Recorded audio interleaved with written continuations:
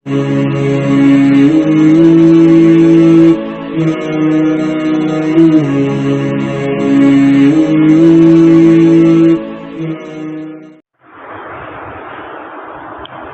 للہ وحدہ والصلاة والسلام علی من لا نبی بعدہ اما بعد اعوذ باللہ من الشیطان الرجیم بسم اللہ الرحمن الرحیم أتأمرون الناس بالبر وتنسون أنفسكم وأنتم تتلون الكتاب أفلا تعقلون صدق اللہ العظیم۔ یہ سورۃ البقرہ کی آیت نمبر 44 ہے۔ بات بنی اسرائیل کی چل رہی ہے۔ آپ جانتے ہیں کہ بنی اسرائیل کون ہے؟ اہل کتاب، یہودی اور عیسائی۔ پچھلی آیت میں اللہ تعالیٰ نے ان کو نماز کا اور زکوٰۃ کا حکم دیا۔ اس آیت کے اندر اللہ تبارک و تعالیٰ بنی اسرائیل سے کیا فرما رہے ہیں؟ اتأمرون الناس بالبر، کیا تم لوگوں کو بھلائیوں کا حکم کرتے ہو؟ وتنسون انفسکم، اور اپنے آپ کو بھول جاتے ہو۔ دوسروں سے تو کہتے ہو کہ یہ کام اچھا ہے، ایسا کرو، اور خود اس کام کو تم نہیں کرتے ہو۔ وانتم تتلون الکتاب، باوجود ہے کہ تم کتاب پڑھتے ہو، یعنی کہ کتاب پڑھتے ہو اور کتاب کے اندر یہ بات ہے کہ بھلائی کا حکم بھی کرنا ہے اور بھلائی پر عمل بھی کرنا ہے، اس کے باوجود جانتے بوجھتے تم عمل تو کرتے نہیں، خالی حکم کرتے ہو۔ یہ بات درست نہیں ہے۔ افلا تعقلون، ارے کیا تم عقل نہیں رکھتے ہو؟ کیا تم سمجھ نہیں رکھتے ہو؟ کیا تمہیں سمجھ نہیں ہے؟ کیا تم عقل مند نہیں ہو؟ اللہ تعالیٰ فرما رہا ہے۔ بات دراصل یہ ہے، شاید یہ بات پہلے بھی آئی تھی، کہ بنی اسرائیل کے جو علماء ہیں، جو ان کے اسکالرس تھے، ان کے عالم تھے، یہ آیت ان کے لیے نازل ہوئی ہے۔ بنی اسرائیل کے جو لوگ نبی کریم صلی اللہ علیہ وسلم کو دیکھ کر پہچان لیا کرتے تھے، یا دعوت ان تک پہنچتی تھی اور ان کے دل پر اثر کرتی تھی، اور وہ کلمہ پڑھ لیا کرتے تھے، تو جا کر اپنے عالموں کو چھپ چھپ کر بتاتے تھے کہ ہم تو نبی کریم صلی اللہ علیہ وسلم پر ایمان لا چکے ہیں، مسلمان ہو چکے ہیں۔ تو وہ کیا کرتے تھے؟ ان کے علماء ان لوگوں سے کہتے تھے کہ تم نے بڑا اچھا کام کیا، اس کلمے پر جمے رہنا، اس کلمے کو چھوڑنا مت، ہم نہیں پڑھ سکتے، ہماری مجبوریاں ہیں۔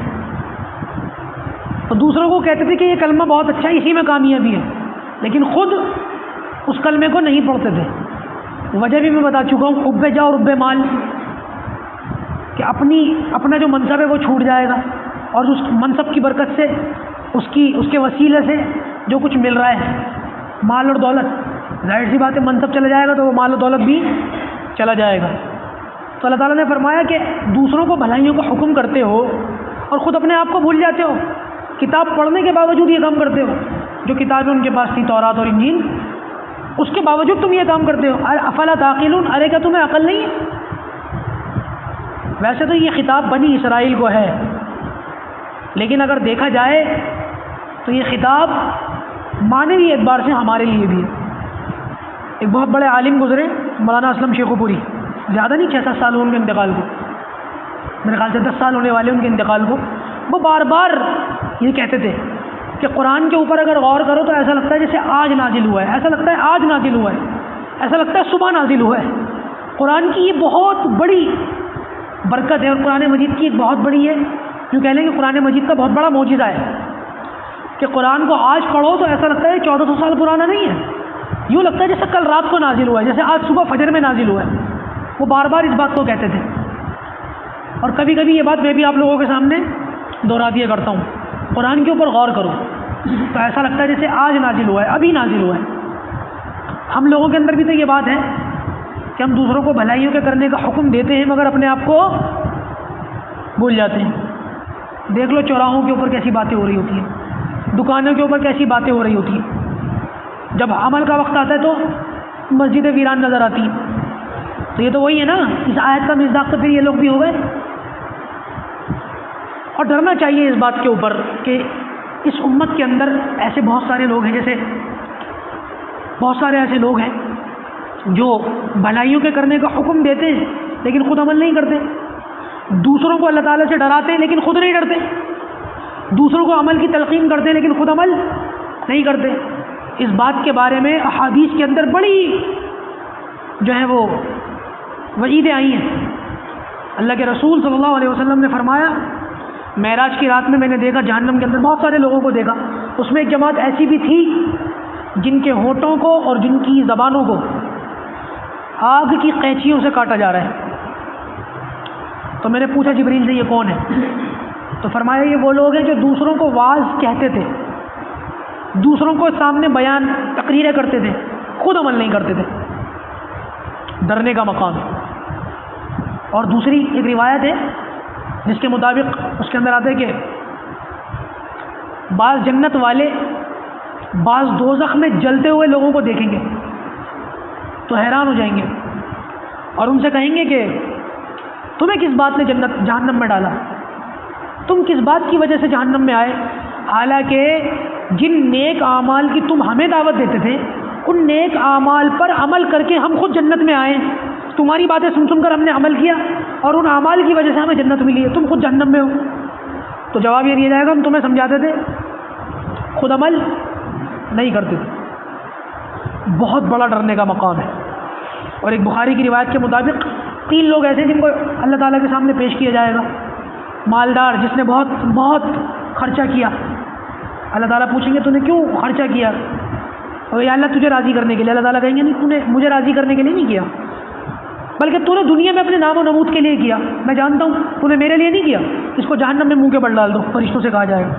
ایسے ہی جہاد کرنے والا، تو نے جہاد کیوں کیا؟ یا اللہ تیری رضا کے لیے، میری رضا کے لیے نہیں کیا، خالی اس لیے کیا تاکہ دنیا میں تیرا نام ہو کہ تو بڑا مجاہد ہے، لہذا آج تیرے لیے میرے پاس کچھ نہیں ہے، اس کو جہنم میں منہ کے بل ڈال دو.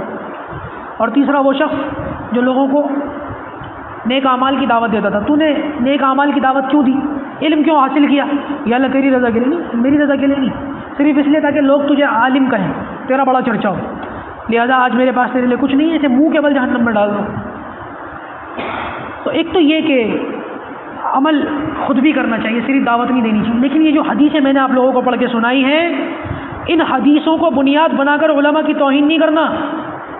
آپ کے لیے بھی یہاں پر بہت بڑی عبرت کی بات ہے. میں نے بہت سارے لوگوں کو دیکھا ہے کیا پدی کا شوربہ اس طریقے کی حدیثیں سنتے ہیں اور ان کو یاد کر لیتے ہیں اور پھر علماء کا مذاق اڑاتے ہیں. علماء کے لیے تو یہ حدیثیں آئی ہیں. پھر اگر علماء کے فضائل بیان کرنے شروع کر دیے میں نے، تو وہ لوگ جن کے دل میں علماء کے لیے حسد ہے، کان سے خون نکلنا شروع ہو جائے گا. علماء کے فضائل بھی ہیں، صرف وعیدیں نہیں ہیں. اور ہم کون سے ٹھیکے دار ہیں؟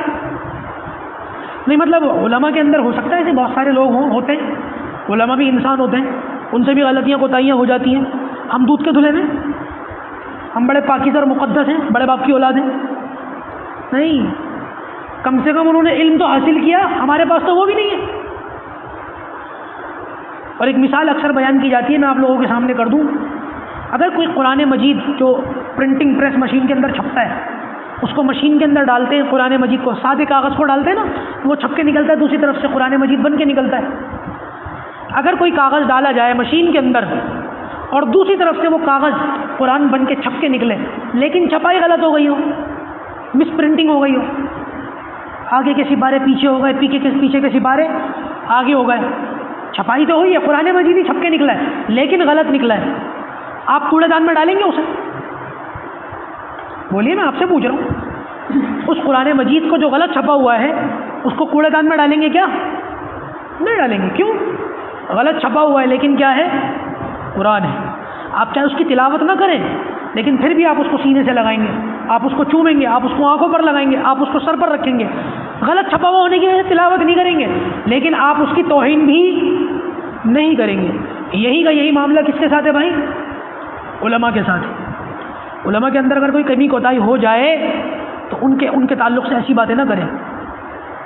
بعض مسجدوں میں بعض لوگوں سے ناگواریاں ہو جاتی ہیں علماء کی، ٹھیک ہے برداشت کریں. آپ اپنے ماں باپ کو بھی تو برداشت کرتے ہیں، اپنی اولاد کی بھی تو برداشت کرتے ہیں. کتنے ماں باپ اپنے بچوں کو سگریٹ پیتا ہوا دیکھتے ہیں، ناراض ہوتے ہیں لیکن دنیا سے نہیں کہتے. کیوں؟ اولاد سے محبت ہے. علماء سگریٹ تو نہیں پیتے نا ہم سے. کتنے لوگ اپنے بچوں کو جوا کھیلتے ہوئے دیکھتے ہیں، شراب پیتے ہوئے دیکھتے ہیں، داڑھی مڈاتے ہوئے دیکھتے ہیں، سالوں مہینوں بچے نماز نہیں پڑھ رہے، ماں باپ ناراض ہوتے، بعض تو ناراض بھی نہیں ہوتے، بعض ناراض ہوتے ہیں لیکن دنیا سے نہیں کہتے، بلکہ کوئی دنیا میں دوسرا شخص کہہ کے دیکھ لے ان کے سامنے، ان کے بچے کی برائی بیان کر کے دیکھ لے ان کے سامنے، 1 منٹ میں ایسی تیسی کر کے ڈال دیتے ہیں۔ تمہاری ہمت کیسے ہوئی میرے بچوں کو کچھ کہنے کی؟ تم کون ہو؟ تم ٹھیکیدار ہو؟